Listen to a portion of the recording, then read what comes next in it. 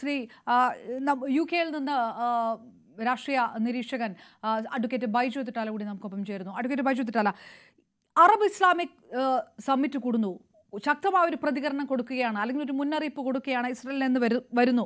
അങ്ങനെ അറബ് സഖ്യം എന്ന് പറയുന്നത് പോലും പ്രാക്ടിക്കൽ അല്ല എന്ന് പറയുന്ന ഒരു വാദം നിൽക്കുന്നിടത്ത് ഇത് ഇനി പരിഗണിക്കേണ്ട കാര്യമേ ഇല്ല എന്ന് കരുതിക്കൊണ്ട് തന്നെ ബെഞ്ചമിൻ നെതന്യാഹു കരയുദ്ധം ശക്തമാക്കുകയാണ്. ഇതുവരെ കാണാത്ത രീതിയിൽ ഇനി ഗസ തന്നെയില്ല, പലസ്തീനിൽ സമാധാന ശ്രമത്തിന് വിലങ്ങുതടിയാണ് എന്നുള്ള ആരോപണമല്ല, അതിനെ അങ്ങ് സ്ഥിരീകരിക്കുകയാണ് നെതന്യാഹു എന്നുള്ളതാണ്.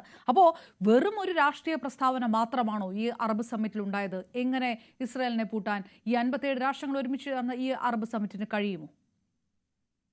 അപർണ, ഞാനൊരു രാഷ്ട്രീയ നിരീക്ഷകനല്ല, I am a politician. Just correct that. Aparna, നമ്മൾക്ക് ഈ യൂഗോസ്ലാവിയയിലെ പൊളിറ്റിക്കൽ ഹിസ്റ്ററി ഒന്ന് നോക്കാം. ഒത്തിരി പോവില്ല. അതായത് ഒരു ജനതയെ മുഴുവൻ കൊന്നൊടുക്കുകയായിരുന്നു മെലോസവിച്ച്. ഈ മെലോസവിച്ചിന്റെ അവസാനം, ഈ എല്ലാം കഴിഞ്ഞപ്പോൾ മെലോസവിച്ചിന്റെ അന്ത്യം അദ്ദേഹം പ്രിസണിൽ കിടന്ന് മരിച്ചു പോവുകയായിരുന്നു. പ്രിസണിൽ അയാളെ ഹൗസ് അറസ്റ്റ് ചെയ്ത്, വീട്ടിൽ നിന്ന് അറസ്റ്റ് ചെയ്ത്, ഭാര്യ അടക്കം അറസ്റ്റ് ചെയ്ത് കൊണ്ടുപോയിരുന്നു. ഇപ്പോ ഈ ഖത്തറി കിങ് അതിന്റെ ഒഫീഷ്യൽസ് ചോദിച്ചൊരു ചോദ്യമുണ്ട്, ഇതിനായിരുന്നു പ്ലാനെങ്കിൽ താങ്കൾ എന്തിനാണ് ഈ പീസ് നെഗോഷിയേഷന് വേണ്ടി നിങ്ങൾ സ്റ്റാർട്ട് ചെയ്ത്? ഇതിന്റെ ആവശ്യം നിങ്ങൾക്ക് അടിച്ചാൽ പോരാ. ഇത് വളരെ ജെനുവിനായ ഒരു ക്വസ്റ്റ്യനാണ്. നെതന്യാഹുവിനെ സംബന്ധിച്ചിടത്തോളം ഒരു കാരണവശാലും ഈ ക്രൈസിസ് അവസാനിക്കാൻ പറ്റില്ല. അവസാനിച്ചാൽ മെലോസവിച്ചിന്റെ അവസ്ഥയാണ് നെതന്യാഹുവിനെ കാത്തിരിക്കുന്നത്. ഈ ഒക്ടോബർ 7 പോലും തുടങ്ങുന്നതിന് മാസങ്ങൾക്ക് മുമ്പ് അവിടെ നെതന്യാഹുവിനെതിരെയുള്ള അതിഗുരുതരമായ ഗ്രൗണ്ട്, അതായത് ജനങ്ങൾ തന്നെ നെതന്യാഹുവിനെതിരെ ശക്തമായി തിരിക്കുകയും കോടതികളിൽ കേസ് നടക്കുകയും കേസിന്റെ ട്രയൽ ഏതാണ്ട് ആരംഭിക്കാൻ തുടങ്ങുന്ന സമയത്താണ് ഈ വിഷയങ്ങൾ എല്ലാം ഉണ്ടായത്. അപ്പോൾ നെതന്യാഹുവിനെ സംബന്ധിച്ചിടത്തോളം പീസ് നെഗോഷിയേഷൻ നടക്കുന്ന സമയത്ത് എന്തിനാണ് ഇതേ രീതിയിൽ അറ്റാക്ക് ഉണ്ടായത്? ആ നെഗോഷിയേഷനെ ടാപ്പിൾ ചെയ്യണം. ഇതിങ്ങനെ റിവൈവായി കൊണ്ടു നടക്കണം.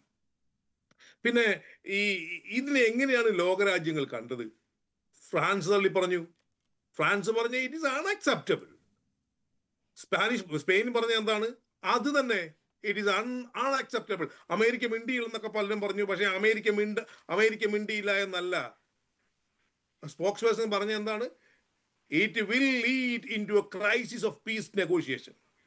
പീസ് നെഗോഷിയേഷൻ തകർത്ത് കളയും എന്നാണ് പറഞ്ഞത്. പക്ഷേ ഞാൻ ഇടപെടുന്നതിൽ ക്ഷമിക്കണം, പക്ഷേ നമ്മുടെ വിഷയം അതാണ്. നമ്മൾ ഈ ചർച്ച പ്ലാൻ ചെയ്യുമ്പോൾ അതാണ്, ഇങ്ങനെ ശക്തമായൊരു മുന്നറിയിപ്പ് ഇസ്രയേലിന് നേരെ വരുന്നു. ഒന്നുമല്ല, വിത്തിൻ അവേഴ്സിനുള്ളിൽ ഇതുവരെ കാണാത്ത രീതിയിലുള്ള കടുത്ത ആക്രമണത്തിലേക്ക് കടക്കുമ്പോൾ എന്താണ് ഇസ്രയേൽ പറയുന്നത്? അപ്പോൾ ഈ എല്ലാ രാഷ്ട്രങ്ങളെയും അപലപിച്ചത് എടുത്ത് കുപ്പയിലിട്ട് കളഞ്ഞിരിക്കുന്നില്ലേ നെതന്യാഹു? അത് നെതന്യാഹുവിനെ സംബന്ധിച്ചാൽ there is no other way to survive. He will revive this fight. ഇത് ഞാൻ ഈ ചർച്ചയിലാണോ അതോ വേറൊരു ചാനൽ ചർച്ചയിലാണോ ഞാൻ പറഞ്ഞിട്ടുണ്ട്. until unless ഈ നെതന്യാഹുവിന്റെ എറ തീരാതെ ഈ ക്രൈസിസ് തീരില്ല. ഇതിന് യാതൊരു സംശയവുമില്ല. ഇപ്പോൾ നാറ്റോയെ കോട്ട് ചെയ്ത് പറഞ്ഞല്ലോ ഒരു സുഹൃത്ത്. നാറ്റോയെ താങ്കൾ കോട്ട് ചെയ്യുമ്പോൾ അതായത് international criminal court issued a warrant against Netanyahu. ഇന്ന് UN ജെനിസൈഡ് ആണ് ഇവരവിടെ നടത്തുന്നതെന്ന് റിപ്പോർട്ട് വന്നു. ഈ ഇന്റർനാഷണൽ കമ്മ്യൂണിറ്റി, അതായത് ഇന്റർനാഷണൽ ഇൻസ്റ്റിറ്റ്യൂഷൻസിനെ എല്ലാം തകർത്തുകൊണ്ട് ഇതിനെ ഒന്നും ആക്സെപ്റ്റ് ചെയ്യുക. അദ്ദേഹം പറഞ്ഞ എന്താണ്? ഈ ജെനിസൈഡ് ഇപ്പൊ പറഞ്ഞല്ലോ, നമ്മുടെ ജർമ്മനിയിലെ നാസികളെ കൊന്നൊടുക്കിയപ്പോൾ ഉണ്ടായതാണ് ഈ ഇതെന്ന് പറഞ്ഞല്ലോ. ആ ജർമ്മനിയിലെ നാസികളെ കൊന്നൊടുക്കിയതിൽ നിന്നും ഡിറൈവ്ഡ് ആയതാണ് ദ ഡെഫിനിഷൻ ഓഫ് ജെനോസൈഡ്. അതേ ജെനോസൈഡ് ആണ് നെതന്യാഹു നടത്തുന്നത്. ഇന്റൻഷനലി കില്ലിങ് അതായത് ഒരു കമ്മ്യൂണിറ്റിയെ വൈപ്പ് ചെയ്ത്, പാരാഫ്രൈസ് ചെയ്ത് പറയുകയാണ്, വൈപ്പ് ചെയ്ത് കളയുകയാണ് എന്നാണ് അതായത് UN പറയുന്നത്. അപ്പോ അത്രയ്ക്ക് ഗുരുതരമായി നിൽക്കുന്ന ഒരു രാജ്യം ചെയ്യുന്നത് അവരുടെ നിലനിൽപ്പിന് വേണ്ടിയാണെന്ന് പറയുമ്പോൾ രഘുവിനോടുള്ള എൻ്റെ ഒരു ചോദ്യം, രഹുവിന്റെ തൊട്ടടുത്ത് ഒരു ഹമാസിന്റെ ഒരു ഒരു ഒരു ഒരു ഹമാസിന്റെ സ്പൈ ഉണ്ടെങ്കിൽ ഇന്ത്യയെ കയറി ഇസ്രായേൽ അടിക്കാൻ രഘു സമ്മതിക്കുവോ? ഞാൻ ബ്രിട്ടനിലായിരിക്കുന്നത്, ഞാൻ എൻ്റെ ജീവനുണ്ടെങ്കിൽ സമ്മതിക്കില്ല. അതൊരു രാജ്യത്തിന്റെ സോവർണിറ്റിയാണ്. ആ സോവർണിറ്റിയെ കയറി അറ്റാക്ക് ചെയ്യാൻ ഇതെന്തിനാണ് ചെയ്യുന്നറിയോ? ഈ വിഷയങ്ങൾ ഈ സെറ്റിലാകും എന്ന ബോധ്യമുണ്ടാകുമ്പോൾ കൃത്യമായും അതിനെ ടപ്പിൾ ചെയ്യുക എന്നുള്ളതാണ് നെതന്യാഹുവിന്റെ യഥാർത്ഥ ലക്ഷ്യം. അതുകൊണ്ടാണ് താങ്കൾ പറഞ്ഞല്ലോ, ഈ താങ്കൾ റെഫർ ചെയ്തത് ഒക്ടോബർ 7 ആണെന്ന് എനിക്ക് തോന്നുന്നു. ഒക്ടോബർ 7 അല്ല സുഹൃത്തെ ഈ വിഷയത്തിന്റെ തുടക്കം. കൊന്നൊടുക്കിയ ജനങ്ങൾക്ക് യാതൊരു കണക്കുമില്ല. ഇതിൽ എന്നെ ഏറ്റവും കൂടുതൽ ആസാൻ ഇന്ത്യൻ എന്നുള്ള രീതിയിൽ എന്നെ ഏറ്റവും കൂടുതൽ ദുഃഖിപ്പിക്കുന്നത് എന്താണെന്നറിയാമോ? ഈ ഇസ്രായേലുമായും ഒരു പക്ഷേ ഖത്തറുമായും ഇറാനുമായും വളരെ നല്ല ബയലാട്രൽ എഗ്രിമെന്റ് ഉള്ള രാജ്യമാണ് ഇന്ത്യ. ഇത് ഇന്ത്യ കൃത്യമായ ലീഡർഷിപ്പ് എടുത്ത് ഇതിലൊരു നെഗോഷിയേഷന് പോയിരുന്നെങ്കിൽ ഒരു പക്ഷേ കാര്യങ്ങൾ കുറച്ചും കൂടെ സെറ്റിലാകുമായിരുന്നു. പിന്നെ താങ്കൾ അതിൽ പറഞ്ഞ് മറ്റൊരു കാര്യം, അതെ, ഈ പറഞ്ഞ നാറ്റോടെ തന്നെയാണ്. ഇവര് ഒന്നിച്ചു കൂടിയാൽ എന്ത് ചെയ്യും? ഒന്നിച്ചു കൂടിയാൽ ഒന്നും സംഭവിക്കില്ല എന്ന് ചിന്തിക്കുന്ന ഒരു പൊളിറ്റിക്കൽ അനലിസ്റ്റും ഇല്ല ഈ ലോകത്ത്. ഇപ്പോ ഇറാനുമായി അടിയുണ്ടായി. എവിടെ ചെന്നു? ഇവരടിച്ചു. അടി രക്തരൂഷിതമാക്കേണ്ടത് ഈ നെതന്യാഹുവിന്റെ നിലനിൽപ്പിന്റെ പ്രശ്നമാണ്. അദ്ദേഹം അത് തന്നെയാണ് ചെയ്തുകൊണ്ടിരിക്കുന്നത്. ഈ പ്രശ്നം ഏതാണ്ട് സെറ്റിലാകാൻ പോവുകയായിരുന്നു. ആ സെറ്റിലാകാൻ പോകുന്ന പ്രശ്നം ഇതുപോലെ വീണ്ടും വഷളാക്കിയത്, ഈ പ്രശ്നം സെറ്റിലായാൽ he will be put behind the bars. The people will rally against him in his own country. അതാണ് ഇതിന്റെ യഥാർത്ഥമായ. അതായത് അഡ്വക്കേറ്റ് ബൈജു തിട്ടാൽ, അതായത് നേരത്തെ ശ്രീ രഘുനാഥ് പറഞ്ഞതുപോലെയല്ല ഈ നടക്കുന്ന യുദ്ധം. അത് ഇസ്രയേലിന് വേണ്ടിയല്ല, അത് ജൂതന്മാർക്ക് വേണ്ടിയല്ല, അല്ലെങ്കിൽ ആ ഒരു നീതിക്കായുള്ള ആ ഒരു ക്യാമ്പയിന്റെ ഭാഗമായിട്ടല്ല. പകരം ഇത് നെതന്യാഹുവിന്റെ മാത്രം യുദ്ധമാണ്. നെതന്യാഹുവിന്റെ ഇറ കഴിയുമ്പോൾ അവസാനിക്കുന്ന യുദ്ധവും ആക്രമണങ്ങളും എന്ന് തന്നെയാണോ? തീർച്ചയായും എന്റെ ഒബ്സർവേഷൻ, അതായത് എന്റെ തന്നെ ഒബ്സർവേഷൻ അല്ല. അതായത് റിട്ടയർഡ് ആയ ഒരു ആർമി കേണൽ BBC കൊടുത്ത റിപ്പോർട്ടിൽ അയാൾ പറഞ്ഞതാണ്, എത്ര കാലമാണ് ഇങ്ങനെ അടിച്ചു പോകുന്നത്, ഈ വിഷയത്തിന് ഒരു സൊല്യൂഷൻ ഉണ്ടാവണം. ഒരു ജനതയെ മുഴുവൻ ഉന്മൂലനം ചെയ്ത് കളയുക എന്ന് പറയുന്നത് പ്രാക്ടിക്കൽ ആകും എന്ന് ചിന്തിക്കുന്ന ഒരു മാനിയാക്ക്. Nothing beyond that. താങ്കൾ ഹിറ്റ്ലറിനെ കോട്ട് ചെയ്ത് നന്നായി. കാരണം നമ്മൾ അങ്ങോട്ടാണ് ഹെഡ് ചെയ്തുകൊണ്ടിരിക്കുന്നത്. നിങ്ങളൊന്ന് ആലോചിക്കുക, കുഞ്ഞുങ്ങൾ അവിടെ നടക്കുന്ന നരഹത്യ. ഇദ്ദേഹം അവരെ അടിച്ചത് കൊണ്ടാണ്. ഞാൻ ചോദിക്കട്ടെ, ഒരു രാജ്യത്ത് ഇപ്പൊ ഞാൻ ബ്രിട്ടനിലാണ് ഇരിക്കുന്നത്. ബ്രിട്ടനിൽ ഹമാസിന്റെ ഏജന്റ് ഉണ്ട്. ആ ബ്രിട്ടനിൽ കയറി അടിക്കുമോ? ഞങ്ങൾ അടിക്കും, എവിടെ ഉണ്ടെങ്കിലും അടിക്കും. അത് ഓൺ ദ കോൺട്രറി മൊസാദിന്റെ ഏജൻസ് ലോകമെമ്പാടും ഉണ്ടെന്ന് നമുക്കൊക്കെ അറിയാം.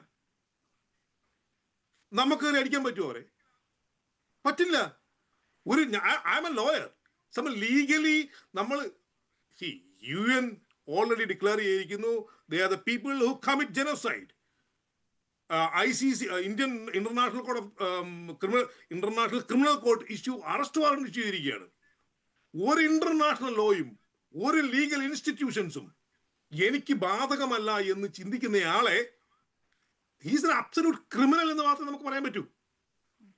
ഇപ്പോ ഈ വിഷയം എന്നോടൊരു അമേരിക്കക്കാരൻ എന്റെ സുഹൃത്ത് തന്നെ പറഞ്ഞാണ്, പണ്ട് ഞങ്ങൾ ധരിച്ചു വെച്ചിരുന്നത് America is a proxy to Israel. പക്ഷെ ഇപ്പൊ അവർ വിശ്വസിക്കുന്നത് തിരിച്ചാണ്. ഇസ്രായേലിന്റെ പ്രോക്സിയാണ് അമേരിക്ക എന്ന് അവർ വിശ്വസിക്കുന്നത്. അമേരിക്കൻസിന്റെ കാര്യമാണ് പറഞ്ഞത്. ആ രീതിയിലേക്ക് America I don't think they going to play anything here. അതായത് അമേരിക്കയുടെ ആ റിലവൻസ് ഈ ട്രംപ് വന്നോടെ ഏതാണ്ട് എല്ലാം തന്നെ തീർന്നു. എല്ലാ ലോകരാജ്യങ്ങളിലും ചെന്ന് ഇതുപോലെ ക്രൈസിസ് ക്രിയേറ്റ് ചെയ്തു. യുക്രൈൻ, നമ്മുടെ താരിഫ്, ഇന്ത്യയായിട്ടും പ്രശ്നമായി, ചൈനയായിട്ട് പ്രശ്നമായി. എല്ലാ സ്ഥലങ്ങളിലും പോയി ക്രൈസിസ് ക്രിയേറ്റ് ചെയ്യുന്ന ഒരു രാഷ്ട്രത്തെയും ഒരു രാഷ്ട്രത്തലവനെയും കണ്ടുകൊണ്ട് ഈ പ്രശ്നം സെറ്റിലാകുമെന്ന് വിശ്വസിക്കുന്നില്ല. ബ്രിട്ടൻ വളരെ സ്ട്രോങ് ആയിട്ടാണ് ഇതിനെ കണ്ടം ചെയ്തത്. ഇപ്പൊ ഇന്ന് തന്നെ ബ്രിട്ടീഷ് ക്യാബിനറ്റിൽ ഒരു മിനിസ്റ്റർ പറഞ്ഞ വായിച്ചേപ്പിക്കാം.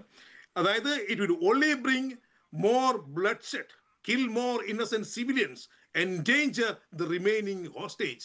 ഈ ഹോസ്റ്റേജിനെ റിമെയിൻ ചെയ്യാനുള്ള നെഗോഷിയേഷൻസ് നടക്കുമ്പോൾ അവിടെ കയറി അടിക്കുന്ന ഇദ്ദേഹം എങ്ങനെ ഈ വിഷയം സെറ്റിൽ ആകുമോ എന്നുള്ള ഒറ്റ പാനിക്കിലാണ് എന്നുള്ള എനിക്ക് യാതൊരു സംശയവുമില്ല. എൻ്റെ അസസ്മെന്റ് അതാണ്. പിന്നെ ഒന്ന്, ഈ പ്രശ്നത്തിനൊരു പരിഹാരം ഉണ്ടാകണമെങ്കിൽ അമേരിക്ക ത്രൂ ഒരു പരിഹാരം ഈ വിഷയത്തിൽ ഉണ്ടാകുമെന്ന് വിശ്വസിക്കുന്ന ഒരു രാഷ്ട്രീയ വിദ്യാർത്ഥിയല്ലേ. ഈ പ്രശ്നത്തിന് യഥാർത്ഥത്തിൽ ഒരു ഒരു സൊല്യൂഷൻ ഉണ്ടാകണമെങ്കിൽ, അതായത് ഈ പറഞ്ഞ 57 രാജ്യങ്ങളും അല്ലെങ്കിൽ ഈ വെസ്റ്റേൺ കൺട്രികളും യുണൈറ്റ് ആയിരുന്നു കൊണ്ട് ഈ വിഷയത്തിനൊരു ഒരു സൊല്യൂഷൻ ഉണ്ടാക്കുക എന്നുള്ളതല്ല. ഇപ്പം പാലസ്തീനെ ബ്രിട്ടൻ അംഗീകരിക്കാൻ പോവാണ്, റെക്കഗ്നൈസ് ചെയ്യാൻ പോവാണ്. മറ്റേ മാക്രോൺ ഫ്രാൻസ് അവരെ റെക്കഗ്നൈസ് ചെയ്യാൻ പോവാണ്. So things are getting in to a different kind direction. നമുക്ക് ഇതേ രീതിയിൽ മുമ്പോട്ട് പോയാൽ ബ്ലഡ് ഷെഡ് അല്ലാതെ മറ്റൊന്നും ഉണ്ടാവില്ല. ഓക്കെ, ആ ഒരു പോയിന്റ് ഉണ്ട്. ഞാൻ തിരികെ എത്താം. Shri M S Venu